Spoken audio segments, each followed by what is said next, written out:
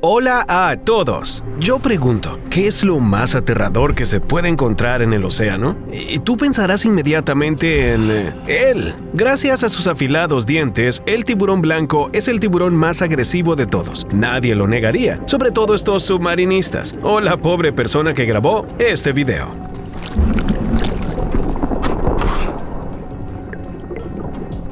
Después de ver estas imágenes, nadar en mar abierto no parece la mejor idea, pero las estadísticas nos dicen que nuestros temores son ligeramente exagerados. Imagínate, en los últimos 2 siglos se han producido unos 350 ataques no provocados de tiburones blancos y solo 50 de ellos han acabado con víctimas mortales. En los últimos 200 años. ¿Significa esto que hay cosas en el océano a las que deberíamos tenerles mucho más miedo? Tienes toda la razón. ¿Alguna vez te has preguntado, por ejemplo, por qué muchos barcos desaparecen constantemente? El Triángulo de las Bermudas ha caído en el olvido, pero los barcos siguen desapareciendo con regularidad y sin dejar rastro, entre 8 y 12 al año. Una de las desapariciones más misteriosas tuvo lugar el 22 de diciembre de 1967. El yate Witchcraft, de 7 metros de largo, zarpó de Miami Beach y se detuvo a 1,5 kilómetros de la costa. Poco después, la tripulación envió un mensaje pidiendo ayuda. La embarcación había chocado con algo no identificado y su hélice se había dañado. El barco remolcador llegó 15 minutos después, pero no había rastro del yate. Ni siquiera se disparó una bengala, a pesar de que la tripulación había prometido hacer señales. ¿Quizás no tuvieron tiempo? El yate ciertamente no habría tenido tiempo de hundirse en ese tiempo, por su cuenta. ¿Alguna teoría sobre quién podría haberlo hundido? Yo tengo una.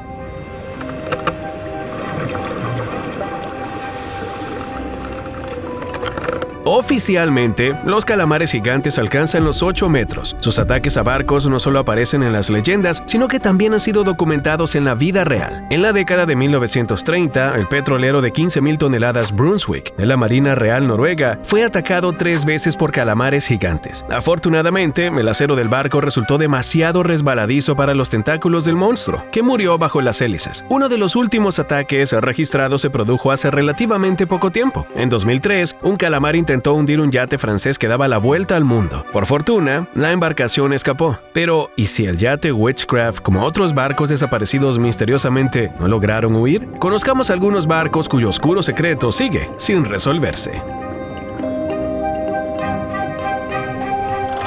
Mary Celeste, un buque mercante descubierto el 4 de diciembre de 1872. Llevaba la carga intacta, provisiones de agua y alimentos para 6 meses y todos los efectos personales de la tripulación, pero no había tripulación a bordo.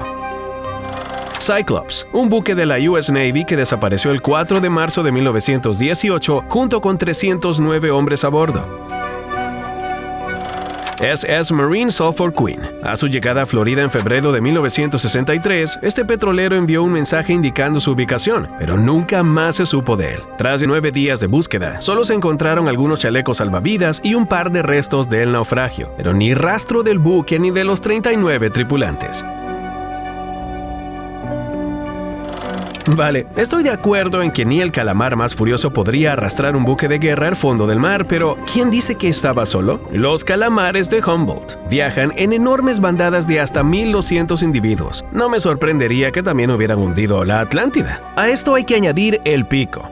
Las 35,000 potentes ventosas con dientes que pueden llegar a tener algunos calamares y su comportamiento agresivo. Los tiburones no pueden hacer nada más que observar con nerviosismo esta situación, sobre todo porque hay muchas otras criaturas amenazadoras nadando en el océano. Estamos hablando de criaturas que no necesitan crecer hasta 8 metros para causar dolor y sembrar terror en el océano. El top de los animales más pequeños que deberías evitar empieza con este hermoso espécimen. ¿Has visto la magnífica aleta del pez león colorado? Esta parte de su cuerpo esconde unas afiladas agujas venenosas que causan graves quemaduras, calambres y parálisis. Es poco probable que te mate, pero podrás perder fácilmente el conocimiento y terminar en el fondo del agua, donde te estará esperando el pez ballesta, un animal completamente loco. No te dejes engañar por su sonrisa de Hollywood. Con sus poderosos dientes, el pez ballesta rompe moluscos y erizos de mar como si fueran cacahuates, pero no se negará a comerse los dedos de los buceadores desprevenidos.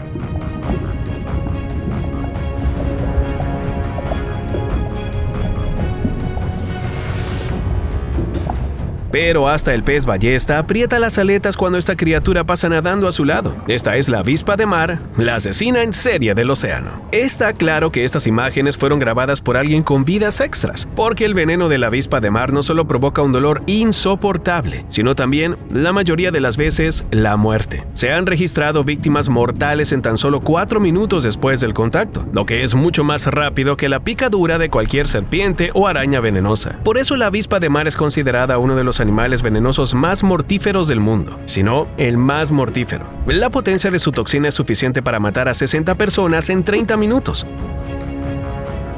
Como ves, la fauna del océano es una pesadilla, y mucha gente probablemente se pregunta, ¿y si hubiera alguna forma de deshacerse de estos animales tranquilamente? Pues bien, el océano te ha escuchado. Existe una forma, pero no creo que le guste a nadie. Por extraño que parezca, la flora del océano, o más exactamente las algas, son capaces de hacer frente a la fauna oceánica. Muchas de ellas son muy útiles y enriquecen la atmósfera con oxígeno, pero algunas roban el oxígeno del agua cuando florecen y liberan toxinas. No es el mejor intercambio, ¿verdad? A las criaturas marinas tampoco les gusta. La marea roja de Florida, aunque la hay de otros colores, mató una vez a 452 tortugas y 92 manatíes. Aquí tienes una foto de satélite para que te hagas una idea de la magnitud de esta amenaza. En la práctica, la proliferación de algas rara vez alcanza proporciones tan catastróficas, pero en teoría, nada impide que estos organismos se apoderen un día del océano. Algas asesinas, calamares agresivos, locos peces ballesta. Existen muchas amenazas en las profundidades del océano, y empiezo a entender a las personas que ni siquiera tienen miedo de todos estos monstruos, sino de las profundidades del mar en general. Ahora, por cierto, vamos a averiguar si eres una de ellas. Echa un vistazo a estas imágenes. ¿Cómo te sientes?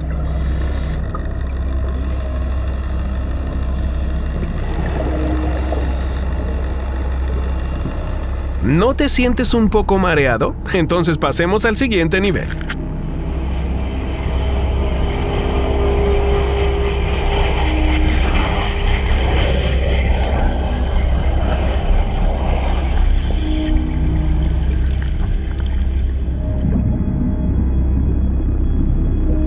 Ya puedo oír tu respiración acelerada. Ahora imagina oír este sonido cuando tienes decenas de metros de agua sobre tu cabeza y ningún lugar donde esconderte o huir.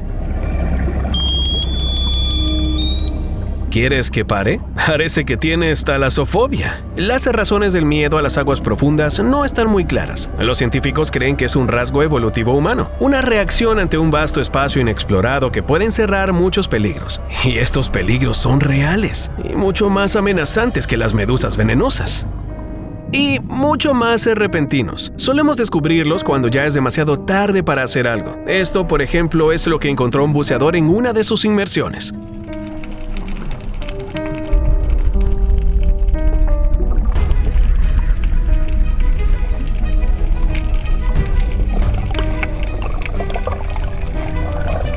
Y esto es lo que la gente en la orilla vivió poco tiempo después.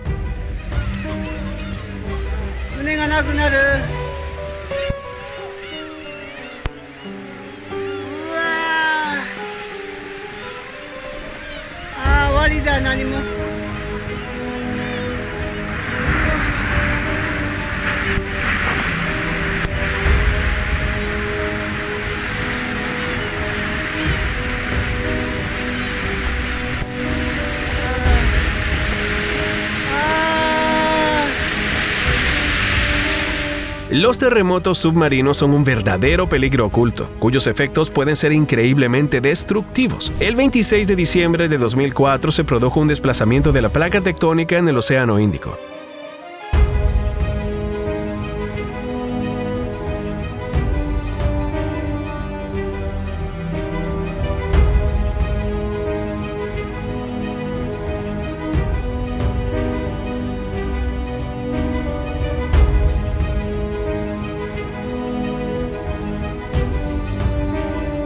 Intenta comprender la magnitud de este terremoto. Unos 1.500 kilómetros de roca se desplazaron 15 metros y la energía del movimiento habría bastado para hervir 150 litros de agua para cada habitante de la Tierra. El terremoto se sintió a 7.000 kilómetros de distancia, modificó la velocidad de rotación del planeta y provocó el tsunami más mortífero de la historia. Pero fue una completa sorpresa para sus víctimas.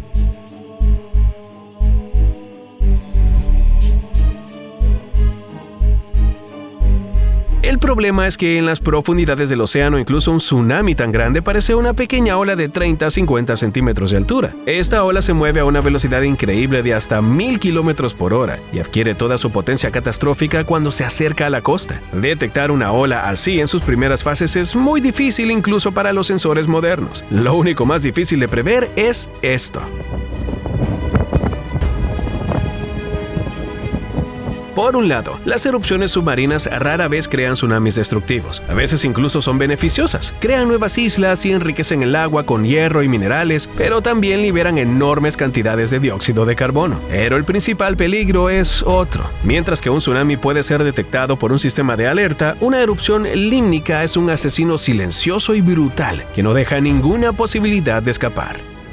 Imagina que estás sentado cómodamente en la orilla de este lago, con una caña de pescar. Hace un buen tiempo, está todo tranquilo, entonces respiras hondo. Pero no lo consigues. Intentas respirar de nuevo, pero no hay aire a tu alrededor. Y en cuestión de segundos, el silencio te consume para siempre. Parece el argumento de una película de terror, pero por desgracia ha ocurrido en la vida real, por ejemplo, en el lago Nyos.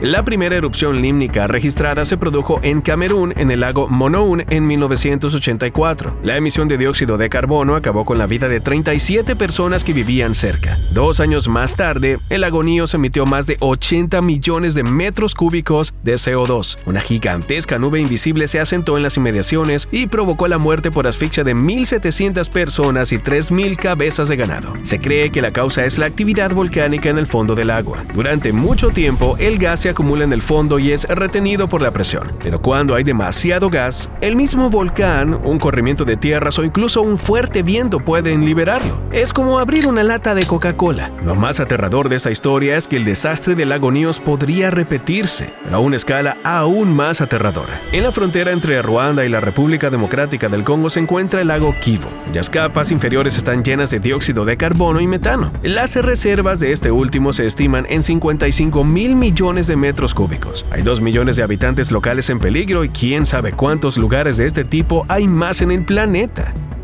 Ahora que ya hemos superado todas las fobias, es hora de revivir el escenario más espeluznante. Te encuentras en medio del océano, solo. Y yo sé la razón más probable por la que podría haber ocurrido. Según los socorristas, el 70% de los bañistas no saben nada de la corriente de resaca y el 100% entra en pánico cuando se enfrenta a ella. No es de extrañar, ya que el propio socorrista muestra lo difícil que es resistirse a esta corriente. Nadas hacia la orilla, la corriente te lleva cada vez más lejos, intentas nadar con más fuerza y al final estás agotado y te conviertes en alimento de los peces ballesta. Y lo único que había que hacer era relajarse y dejarse arrastrar por la corriente durante un rato. No es lo bastante larga y es lo bastante estrecha, así que puedes abandonarla nadando paralelo a la orilla. Pero, ¿y si eres un pasajero de otro Titanic y terminas lejos de la costa? Buenas noticias para los hombres. Los científicos han estudiado las estadísticas de 18 grandes naufragios y han descubierto que los hombres tienen casi el doble de probabilidades de sobrevivir. Pero tenemos una mala noticia para todos. Del total de pasajeros, solo se salvan el 17,8% de las mujeres y el 34,5% de los hombres. Afortunadamente, puedes aumentar estas cifras si sigues ciertas reglas. Utiliza cualquier medio que tengas para mantenerte a flote. Es poco probable que lleves una caja de herramientas contigo, pero un par de tablas del naufragio y algo de tela para unirlos te permitirá crear una balsa. Encuentra agua potable. Estás rodeado por un mar salado, pero periódicamente del cielo cae agua y tienes que recoger las precipitaciones con lo que tengas a mano. También hay agua dulce en los peces. Puedes exprimirla de los tejidos blandos y succionarla de la espina dorsal. ¿Esperabas una botella de Fiji? Y quizás lo más importante, mantén la calma y no pierdas la esperanza.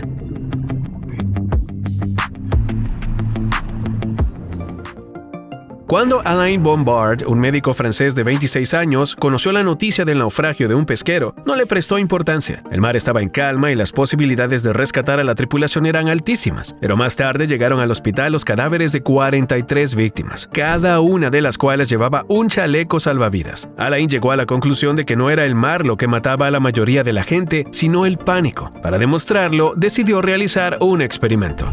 A pesar de no tener experiencia marítima, decidió cruzar el Atlántico en una lancha neumática. Todo lo que llevaba con él eran pequeñas cosas como una brújula y un botiquín de primeros auxilios, y una provisión de comida y agua fresca, pero sellada. Si Bombard la hubiera abierto, el experimento se habría considerado un fracaso, y también se hubiera muerto.